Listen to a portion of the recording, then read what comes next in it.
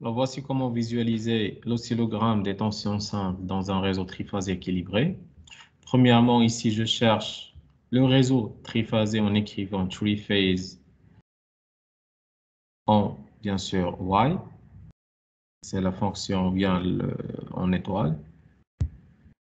Voilà. Ça peut être vu comme étant le secondaire du transformateur, d'accord, qui vous donne les trois phases et le neutre. Alors, je vais changer ici à 220, ainsi que pour la fréquence, c'est 50. Voilà, je vais le mettre ici. Pour visualiser les trois phases, j'utilise bien sûr un oscilloscope, 4-channel oscilloscope. Voilà, il est là. Là, je vais mettre la tension V1, ou bien ça va être le V3, ça c'est le V2, et ça c'est le V1. Et bien sûr, tout cela va être vu par rapport à la masse, ou bien au neutre que vous avez, qui est là, à la tension neutre.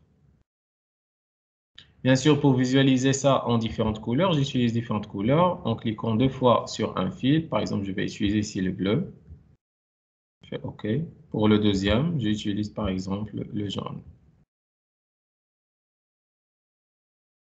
Bien, ce qu'il me reste à faire, c'est de cliquer deux fois sur l'oscilloscope, de tirer un peu et lancer la simulation.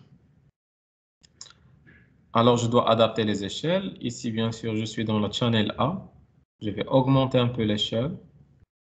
Bien. Pour le B, j'utilise la même échelle qui est de 100. Et pour le C, j'utilise la même chose. Voilà, je fais bien sûr single. J'arrête la simulation. Et maintenant, je peux visualiser clairement les différents signaux que j'ai ici.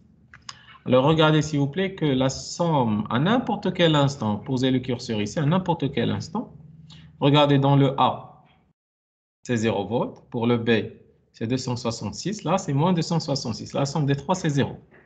Si je décale un peu, regardez s'il vous plaît. Pour, bien sûr, j'utilise ici le T2. Voilà.